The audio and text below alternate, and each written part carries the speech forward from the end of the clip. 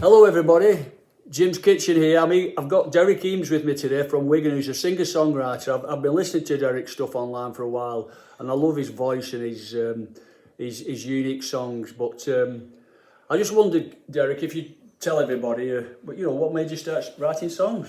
Well,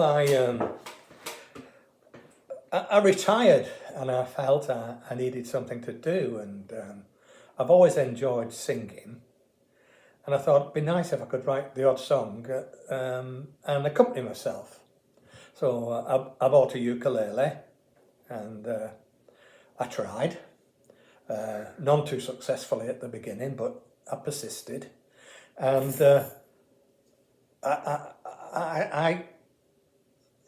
my first song I ever wrote was called Pensioner in Jeans. That's a good one. And it came about because I had a pair of jeans in the wardrobe that I needed to shorten. They'd been in the wardrobe for a while, but they were just too long. So I'd just woken up and I said to my wife, will you shorten these jeans? And she took them off me. And as she walked out of the room, I could hear her mumbling to herself about pensioners in jeans. I thought, that's a great song. It's a good line. I thought that's a great song title. So I'd just woken up, so I put the two little sentences together, waking from a dream, thinking I was just 18, to find I'm just a pensioner in jeans. Yeah. And that started that song, and that went on, and I made a little story out of that. And at the time when you did that song, could you play ukulele then? I could. Well, I thought I could. Yeah, well, you got some basics. Yeah, I got the basics, but I'm not a true musician in that sense. You're in good company. I did it for my own enjoyment, and found, having written one song, that it was possible, if I thought about it, just from my own experiences and what people said to me and what I read, that there was a few stories to be told. Yeah. And I went on, and I've written about, I don't know, close on 50 songs now. Wow. My 15 minutes of fame came about because Jim Bowen used to have a morning show on Radio Lancashire.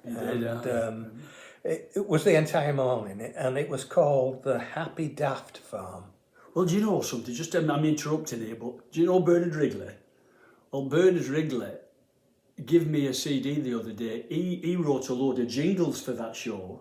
Right. And there's about 50 jingles, little, you know what the jingles are like. He wrote them and then when Jim Bowen left, another DJ carried on. But you were going, this is when it was the Jim Bowen show. This is when it was the Jim Bowen show. Sorry, go on. And I had a little section of about 10 or 15 minutes in each show that they called Give It a Go. Right.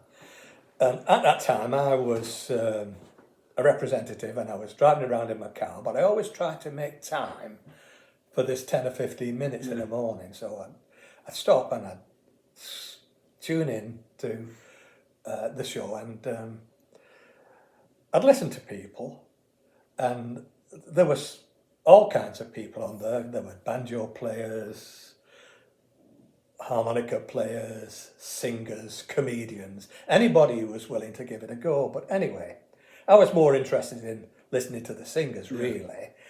And every day I'd go home and I'd say to the wife, did you hear Give It a Go today? And she said yes, because she knew I always listened to it. I said, I can do better than that. I'm sure I can do better than that.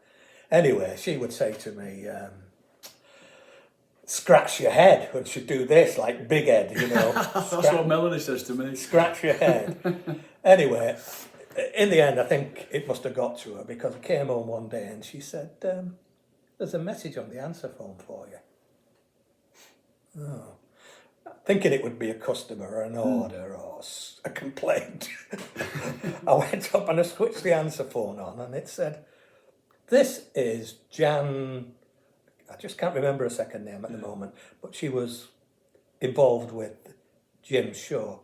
We'd like you to come in and give it a go. So I thought, what have I done now? So I went to the wife. I said, what have you done? Yeah. She said, well, put your money where your mouth is. Yeah.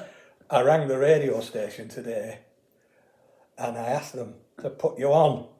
So that's what happened. So I got invited to the studio and I did a couple of songs in the studio.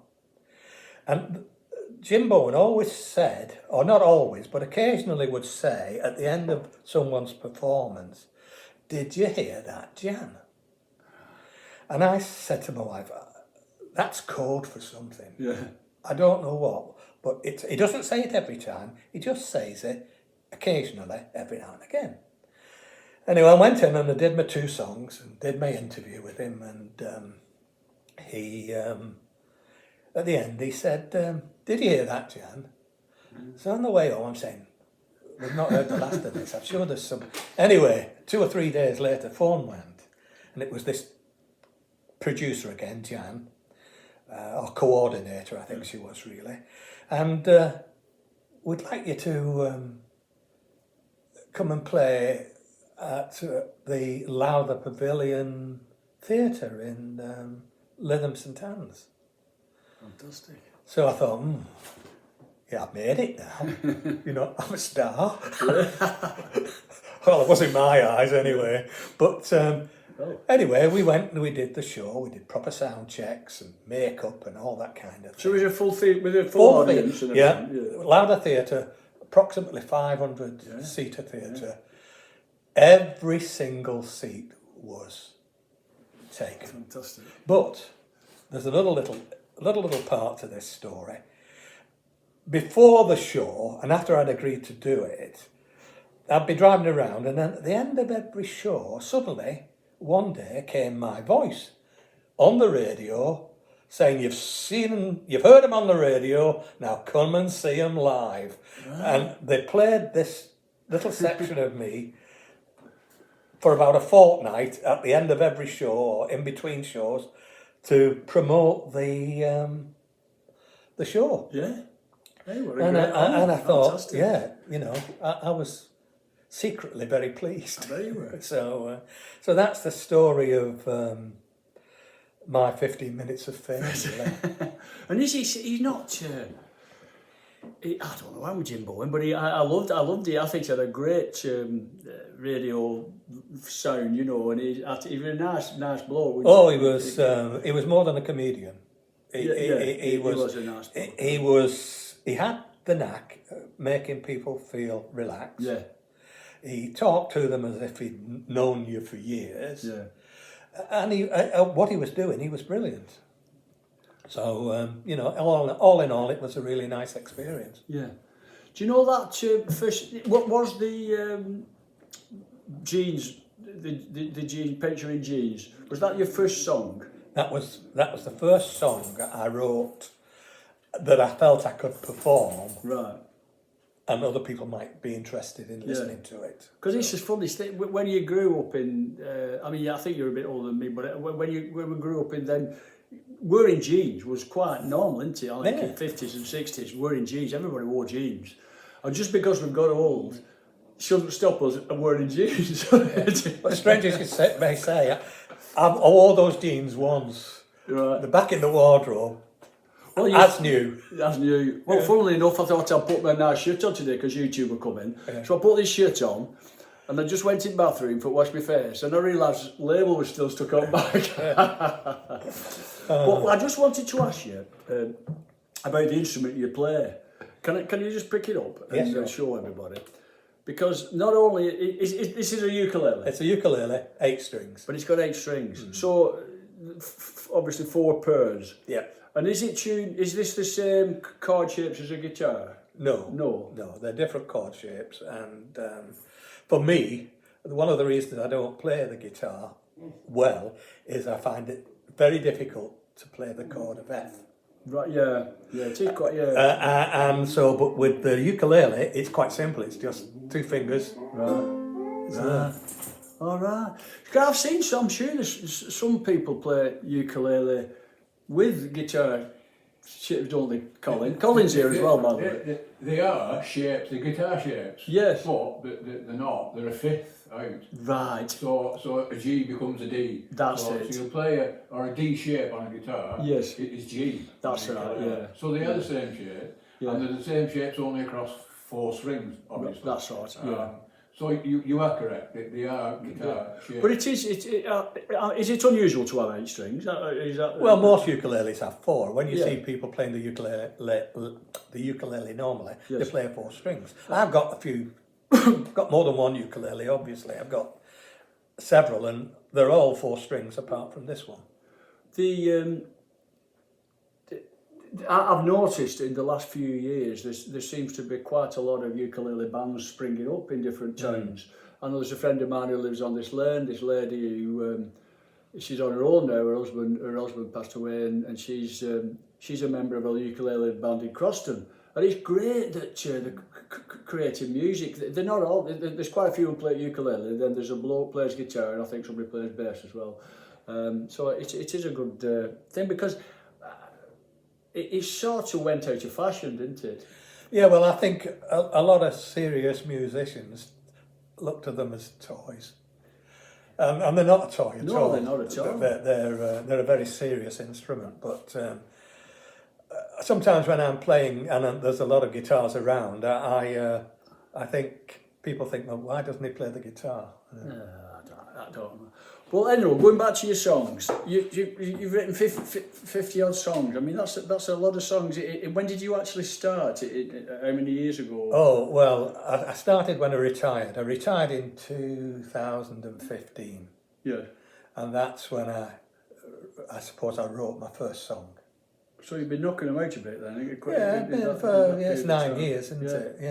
Yeah, 9 years. Yeah. So I suppose 50 songs over 9 years ain't that many. No, we did. We've recorded while we've been here. What normally happens in Jim's kitchen, where friends, guests, stars, whatever they are, come. We have a chat and we do a couple of songs. Now, one of the songs we did before was called "Angels with Dirty Faces." Can you just tell us a little bit about that, please? Yeah, well, that was that song was written for my grandchildren. I've got 4 grandchildren. And at the time, the youngest one was 3 and the eldest one was 9. So that gave me a line in the song. The youngest not 4. Right. So that gave me a line in the song. So, but I wrote it really because none of us live forever. And I don't have any audio of my mother and my father. So it's very hard after all these years sometimes even to remember the voice. You can remember what they said to you, but you can't necessarily remember their voice. And I thought, well, when I'm gone, I'd like my children and my grandchildren at least to be able to hear me if they wanted. I can imagine them all sat round at Christmas dinner. We'll put the old fool on. You know? I agree with you entirely. I think it's a great thing. Because I've nothing of my mum and dad. I was only 12 when my dad died. My dad worked out paid. I can't remember. There's a couple of black and white photos, but to be we're so lucky in this time now to have these fantastic digital cameras and to be able to do this and to leave a legacy for the future. It really is.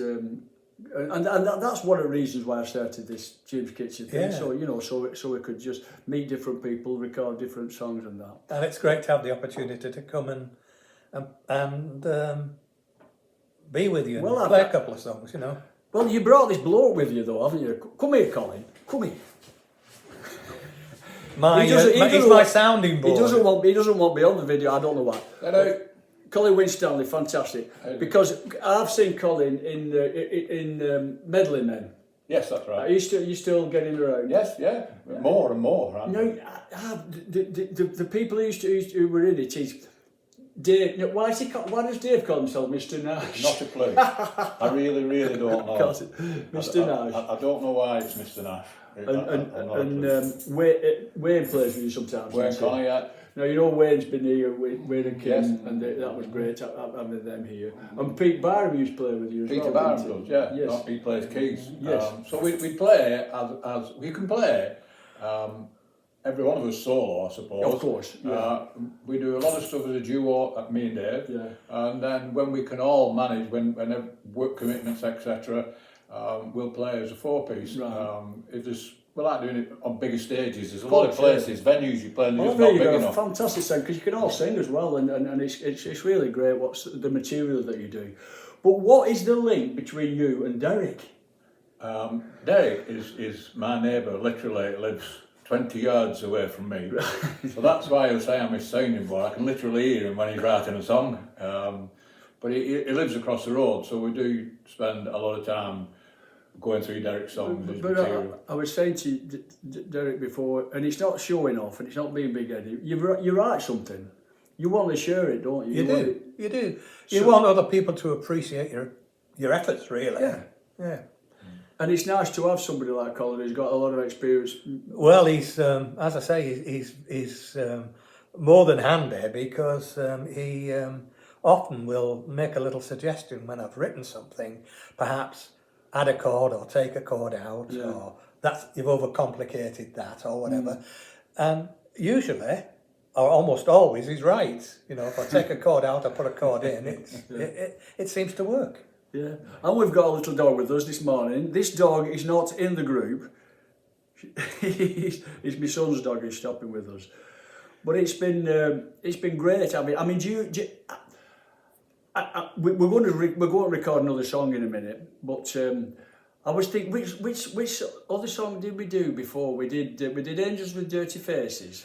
Just another one. Just another one. Just give us a little insight into that, into just another one. Well, the country music is I enjoy, and I'm very fond of what I was going to say what Hank Williams used to do, which is That's another song. which happens to be the title of another song. But Hank Williams, for me, although he was only on the scene for about 5 years. How old were you when he died? I think he was about 30. It might have even been 29 or 30. 20 or 20s. Late 20s. But he shone so brightly for those 5 years.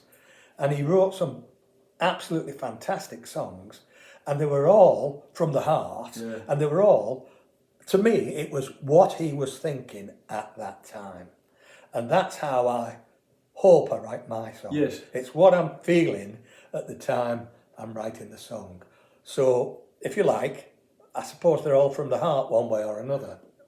And also, I think, a similarity is Hank Williams wrote some fantastic tunes, and yet they're nearly all just 3 chords, aren't they? Yeah. They're not complex. Yeah. chords. That's why I come back, Derrick, because they're only 3 chords. That's why I can write them, because there are only 3 chords in the main. Anyway, it's been fantastic having you here today, Derrick and Colin, and thanks very much. We'll have to do it again some other time. Yeah, But look for the forward time to it. being, thanks everybody. Thanks for Bye. having us. Bye.